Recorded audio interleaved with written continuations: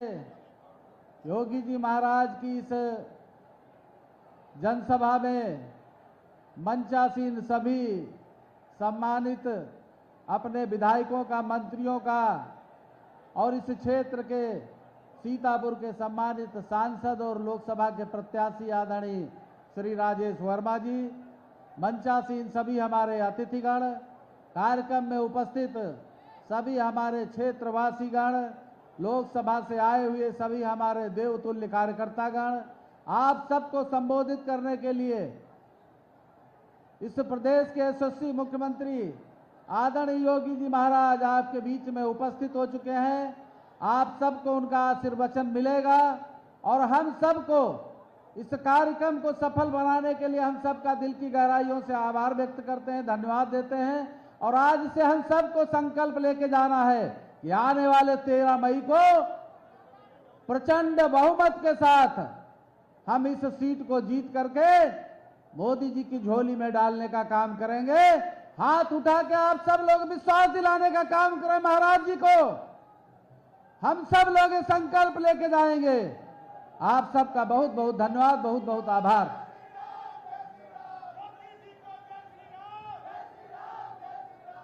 बहुत बहुत धन्यवाद आदरणीय निर्मल जी। हमारे बीच में उपस्थित हैं सीतापुर के लोकसभा के संसद सदस्य, वर्तमान में भी भारतीय जनता पार्टी को ने जिनको प्रत्याशी बनाया है, ऐसे लोकप्रिय सांसद आदरणीय राजेश वर्मा जी, वे आए और अपनी बात रखने की कृपा करें। आदरणीय राजेश वर्मा जी।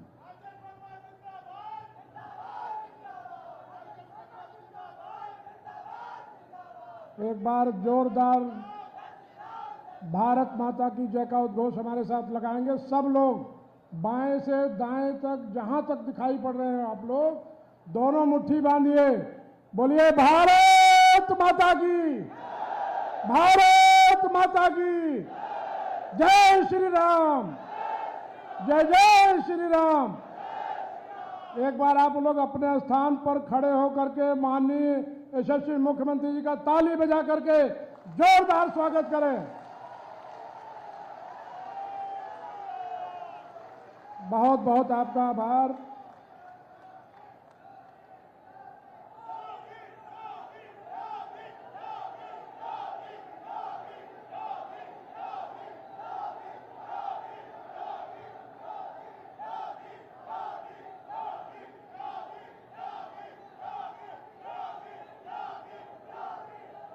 अर्जुनगढ़ में इस बड़े खूबसूरत खेल के मैदान में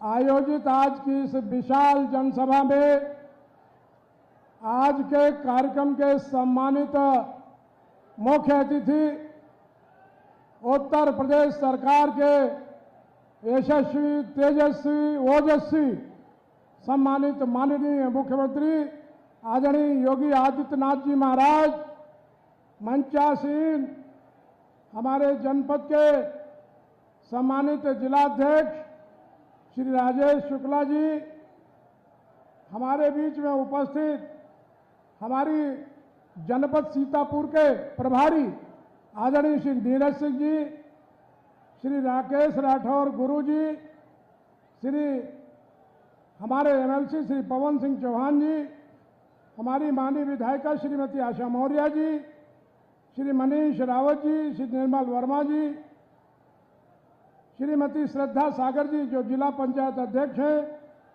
श्री दिनेश तिवारी जी लोकसभा के संयोजक हैं, श्री अजय गुप्ता जी लोकसभा के संयोजक हैं, श्री भरत त्रिपाठी जी जो हमारे विधानसभा के प्रभारी हैं, राकेश वर्मा जी विधानसभा के संयोजक, श्री करुणा शंकर पटेल जी राष्ट्रीय सचिव अपना दल, श्री राकेश सिंह पूर्व एमएलसी, श्री सुनील वर्मा जी पूर्व विधायक, श्री जितेंद्र यादव जी पूर्व जिला पंचायत अध्यक्ष, श्रीमती मुन्नी देवी ब्लॉक प्रमुख कसमंडा, सूर्यभान सिंह डब्बू भैया, श्री अमर सिन्हा जी जो हमारे रेडिको खेतान के सीईओ हैं, और श्रीमती अनुराधा पांडे जो कैप्टन परमवीर चक्र विजेता कैप्टन मनोज पांडे जी की आदरणीय भाभी जी हैं और आज जिस अर्जुनगढ़ में हम लोग बैठे हैं उसके एमडी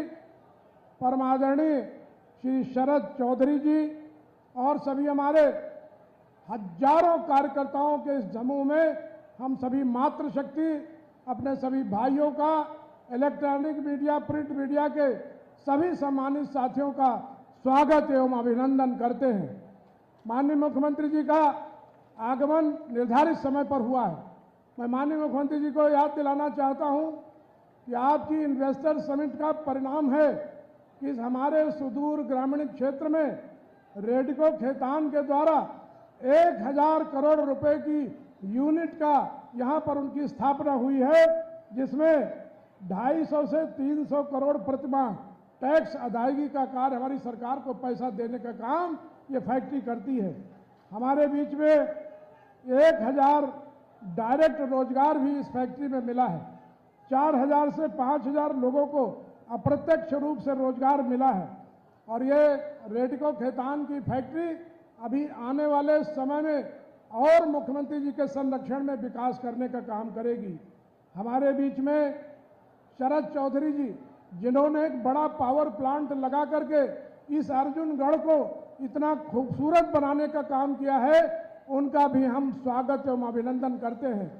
हमारे रेडको खेतान के सीईओ श्री अमर सिन्हा जी, उनका भी हम स्वागत एवं अभिनंदन करते हैं। सभी सम्मानित मंच और हमारे सभी सम्मानित साथियों, मैं माननीय मुख्यमंत्री जी से कहना चाहता हूं कि विकास के मामले में 1 अरब 67 करोड़ से शारदा नदी के ऊपर पुल का निर्माण आपके आशीर्वाद से हुआ है। प्रधानमंत्री ग्राम सड़क योजना में आपके ही आशीर्वाद से 263 किलोमीटर सड़क का निर्माण हो करके इस क्षेत्र का सर्वांगीण विकास हुआ है। शारदा नहर में नूरपुर के पुल के ऊपर 39 करोड़ की लागत से एक सकरा पुल जो था उसको चौड़ा पुल करने का काम आपके आशीर्वाद से हुआ है। लगभग 400 करोड़ से 7 नए रेलवे ओवरब्रिज आपके आशीर्वाद से निर्मित हो रहे हैं। लगभग 136 करोड़ से हमारे गाजरी क्षेत्र के इलाके को बाढ़ कटान से बचाव हेतु जगह जगह स्टड निर्माण और बंधा का निर्माण करा करके आपने लोगों की संरक्षा और सुरक्षा की है। रामनगर, महमूदाबाद, बिस्वान, लहरपुर, लखीमपुर ये राष्ट्रीय राजमार्ग घोषित हो गया है। इसमें हमारे माननीय मुख्यमंत्री जी का परम आशीर्वाद है। इसी प्रकार से विकास के इतनी योजनाएं हमारे जनपद में आपने दी हैं। हम जब वोट मांगने जाते हैं तो लोग कहते हैं कि सांसद जी आप विकास पुरुष हो। विकास पुरुष तो हमारे असली माननीय मुख्यमंत्री जी हैं, जिनसे हमने जो कुछ भी मांगा वो देने का काम किया। मैं लंबी चौड़ी बात न करते हुए आप सबसे एक अपील करना चाहूँगा कि 13 मई को आप अपने वोट का प्रयोग करने जा रहे हो। मैं सभी भाइयों बहनों से अपील करूँगा कि एक एक वोट, एक तो भारतीय जनता पार्टी के कमल के निशान के सामने वाला बटन दबाना है और अपने प्रत्याशी को जिताना है। दूसरा अनुरोध, 100% मतदान करना है। माननीय मुख्यमंत्री जी, हमने वोट के मतदान के लिए आपके सामने मैंने बहुत सुंदर सी एक झांकी प्रस्तुत कराने का काम किया है। आप सबका बहुत बहुत आभार। यशस्वी मुख्यमंत्री जी को सादर चरण स्पर्श करते उनके चरणों में नमन करता हूं, प्रणाम करता हूं और आपको आश्वस्त करता हूं कि यह जनमानस ये बता रहा है कि सीतापुर की जनता इस सीतापुर लोकसभा में ऐतिहासिक विजय प्राप्त करके आपके चरणों में शीट डालने का काम करेगी। आपका बहुत बहुत धन्यवाद, बहुत बहुत आभार। बहुत बहुत धन्यवाद आदरणीय राजेश जी। भारत की राजनीति में ऋषि परंपरा के अत्यंत श्रेष्ठ ऋषि, भारत की राजनीति में दृढ़ता के परिचायक, भारत की राजनीति में शौर्य के परिचायक, सनातन धर्म के रक्षक, हमारे मन के नेता, हमारे हृदय के नेता, जिन्हें सुनना अच्छा लगता है, सुनने के बाद जिन्हें गुनना अच्छा लगता है, गुनने के बाद जिनके बताए हुए रास्ते पर चलना अच्छा लगता है, ऐसे पूज्य आदित्यनाथ जी महाराज यहाँ उपस्थित है। मैं प्रार्थना करता हूँ हमको सबको पथई दे। पूज्य आदित्य महाराज जी। भारत माता की, भारत माता की। भारत माता की वंदे वंदे वंदे।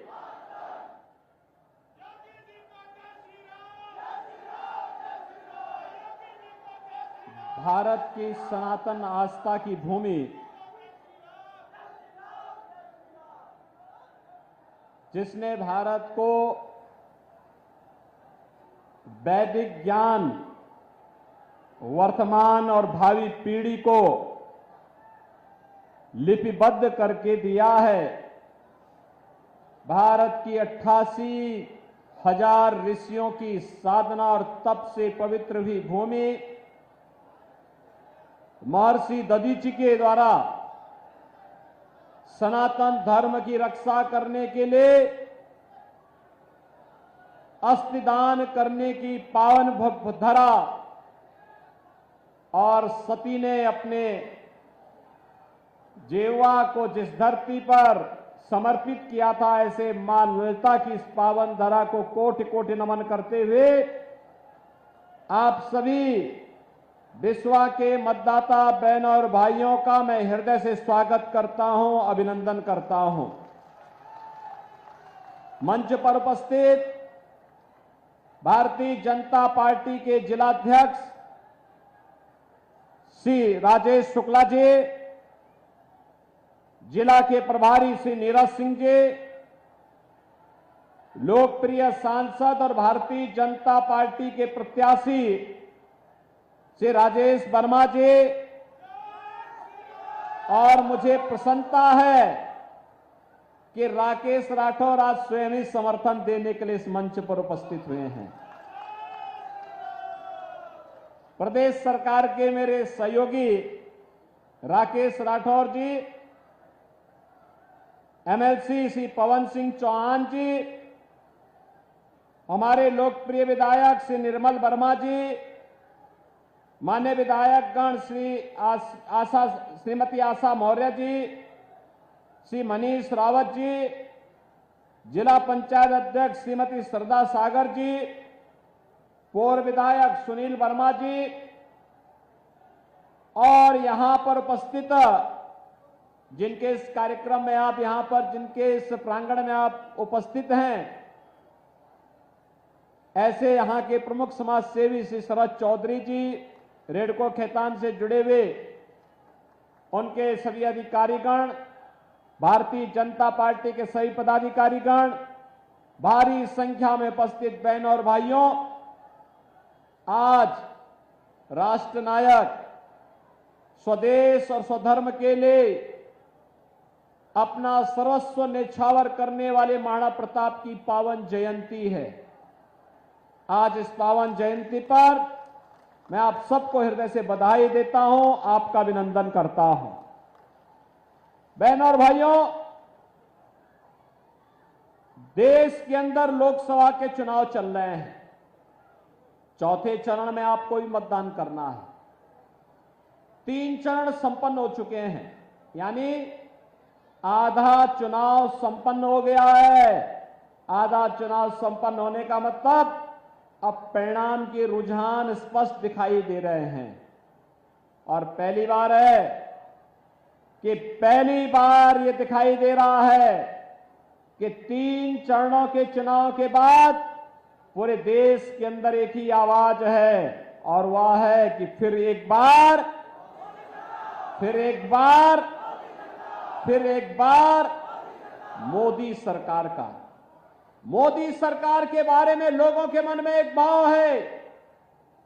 बहनों और भाइयों, यह भाव इसलिए भी है क्योंकि जनता जनार्दन इस बात को जानती है और उनके मुंह से एक ही बात निकल रही है कि जो राम को लाए हैं हम उनको लाएंगे। बहनों और भाइयों, ये होना भी है। पूरा चुनाव अब तो राम भक्तों और रामद्रोहियों के बीच में बंट करके रह गया है। एक और राम भक्त है, पूरे देश का राम भक्त एक और खड़ा है और वह एक स्वर से बोल रहा है, जो राम को लाए हैं हम उनको लाएंगे। और दूसरी तरफ रामद्रोही है, रामद्रोही है।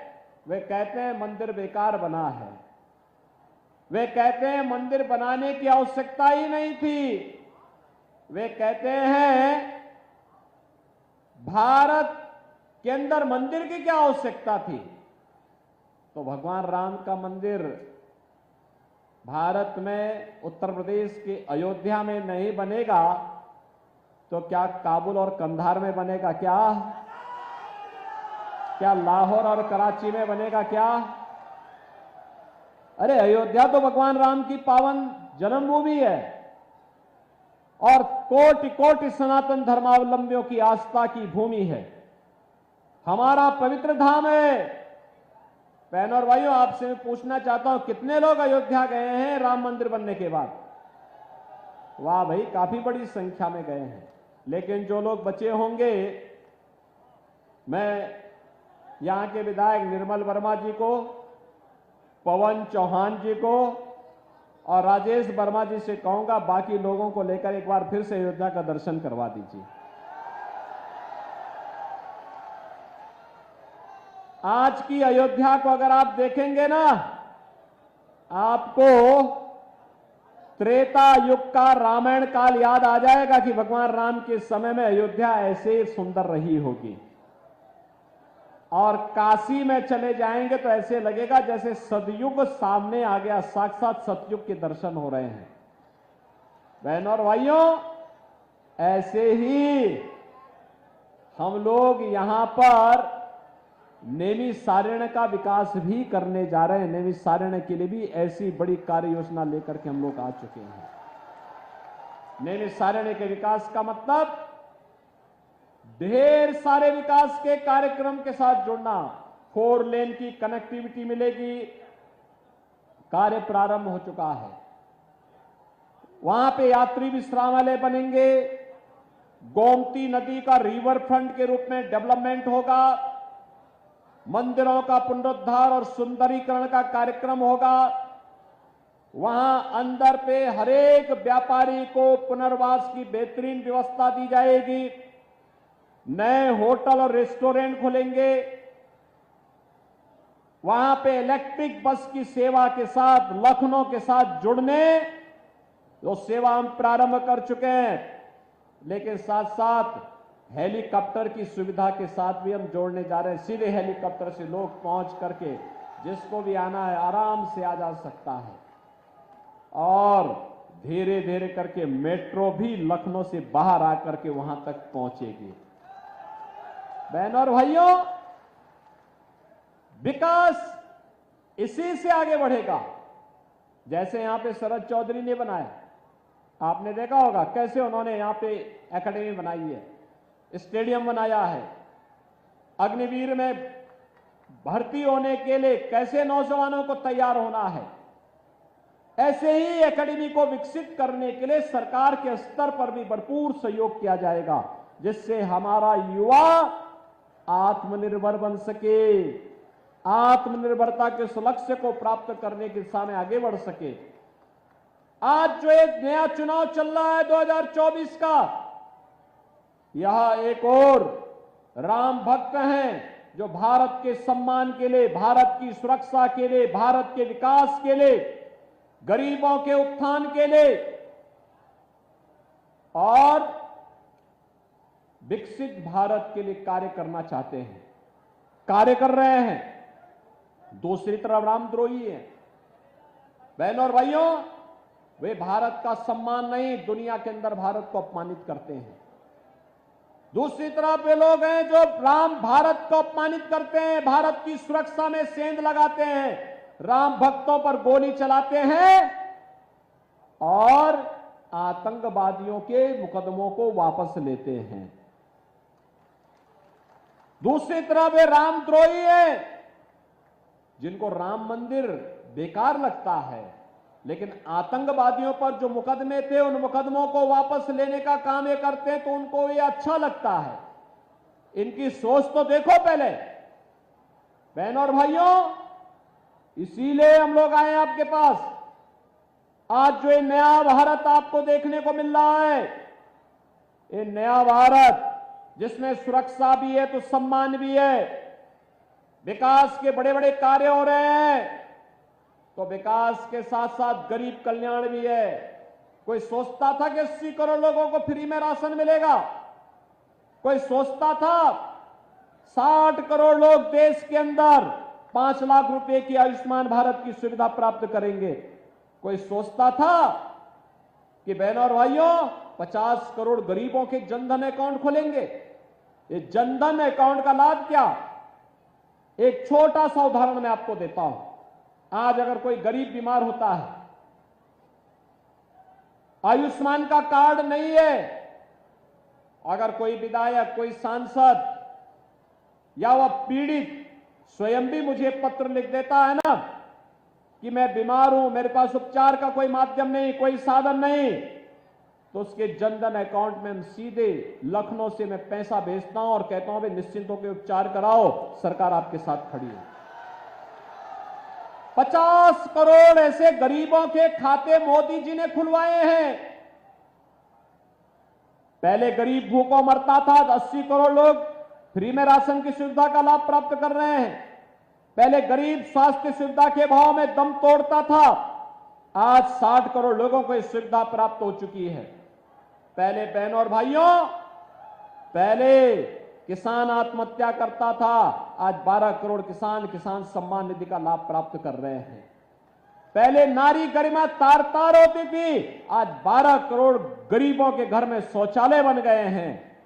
पहले गरीब के घर में बरसात के समय में भोजन नहीं बन पाता था क्योंकि लकड़ी नहीं थी, केरोसिन नहीं था, एलपीजी के सिलेंडर नहीं थे। आज 10 करोड़ गरीबों को फ्री में रसोई गैस के सिलेंडर देश के अंदर प्राप्त हुए हैं। 4 करोड़ गरीबों के मकान बन गए और मोदी जी ने कहा है अगले 5 वर्ष में शेष बचे हुए गरीबों को मकान दे देंगे। अगले 5 वर्ष में जो बचे हुए गरीब हैं उनको रसोई गैस का सिलेंडर फिर फ्री में देंगे। मोदी जी ने कहा है हर घर नल की योजना 100% सैचुरेशन के लक्ष्य को प्राप्त करेगी।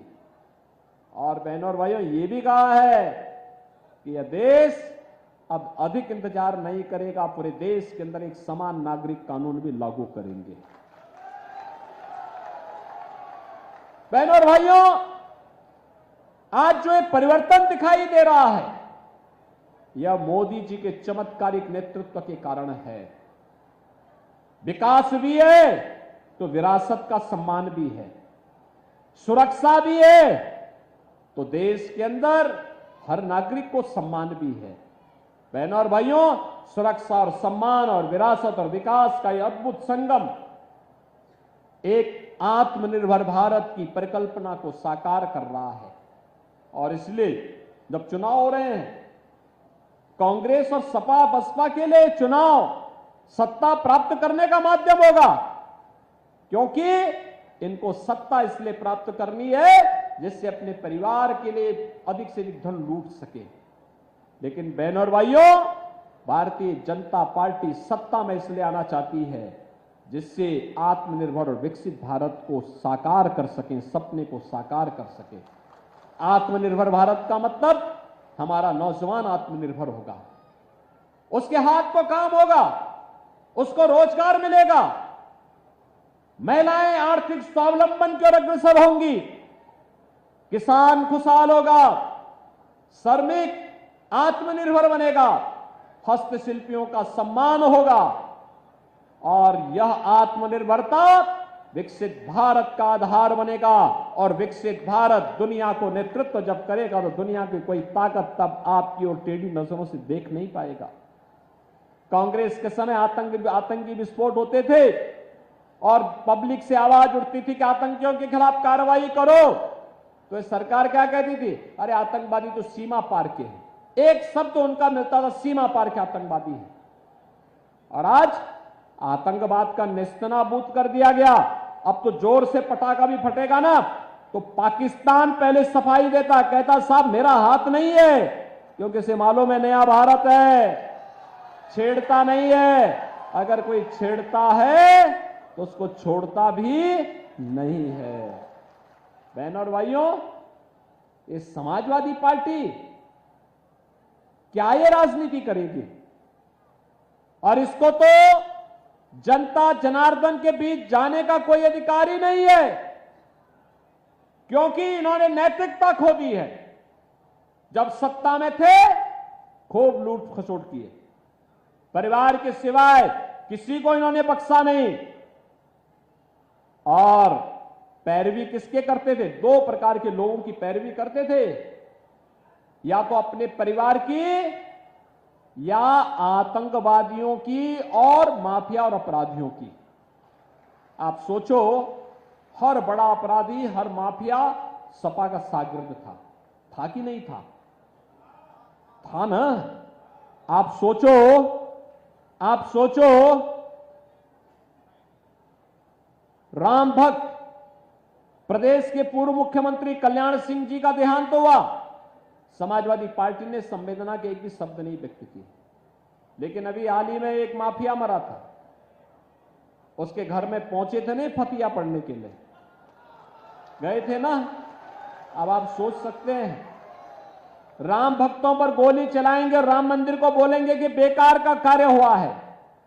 और दूसरी तरफ आपने देखा होगा, जिन आतंकवादियों ने राम जन्मभूमि पर आतंकी हमला किया था, काशी में संकट मोचन मंदिर पर हमला किया था, जिन आतंकवादियों ने लखनऊ, वाराणसी और अयोध्या की कचहरियों पर हमला किया था, और जिन आतंकवादियों ने सीआरपीएफ कैंप रामपुर पर हमला किया था, अखिलेश यादव ने सबसे पहले मुख्यमंत्री बनने के बाद किसी एक फाइल पे साइन किया था, इन आतंकवादियों के मुकदमों को वापस लेने का काम किया था।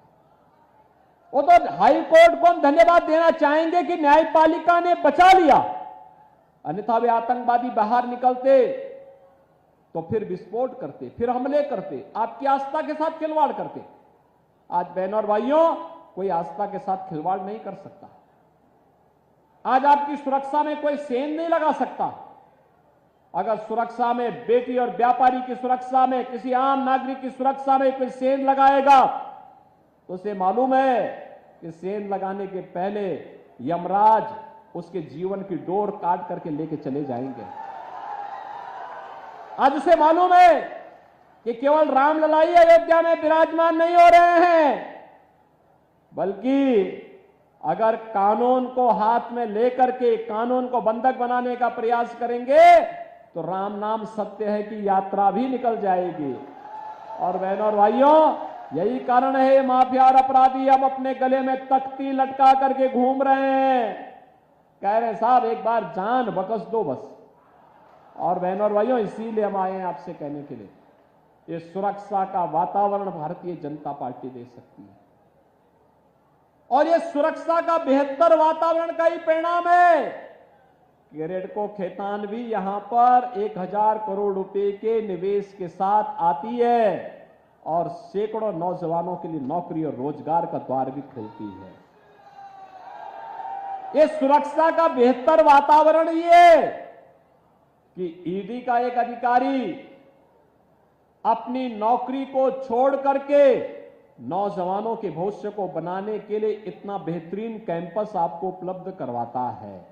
और इसलिए बहनों और भाइयों, आज हम सब आपके पास आए हैं कहने के लिए कि मोदी जी आत्मनिर्भर भारत और विकसित भारत को बनाने के लिए आपका समर्थन चाहते हैं, और इसके लिए मोदी जी के प्रतिनिधि के रूप में सीतापुर लोकसभा सीट पर से राजेश वर्मा जी भारतीय जनता पार्टी के लोकप्रिय प्रत्याशी के रूप में आपके बीच में हैं।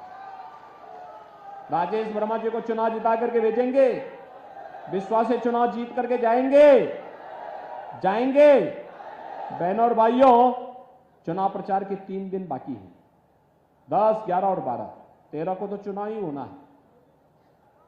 3 दिन जनसंपर्क के लिए, 2 दिन प्रचार के लिए, और मेरी आपसे विनती होगी कि जो 3 दिन प्रचार घर घर जाकर के जनसंपर्क के लिए है, इसमें आप सभी अपने आप को राजेश वर्मा मानकर के घर घर जाकर के कमल चुनाव चिन्ह खिलाने का काम करिए। करेंगे? जाएंगे? सभी लोग जाएंगे? अधिक से अधिक संख्या में मतदान कराएंगे? गत चुनाव में जितना वोट राजेश वर्मा जी पाए थे उससे दुगने वोट से जिताएंगे। सभी लोग सहमत हैं? जहां तक मेरी आवाज जा रही है वे लोग सभी मुझे आश्वस्त करके बताइए, सभी लोग सहमत हैं ना? तो फिर मेरे साथ बोलेंगे भारत माता की, भारत माता की, भारत माता की।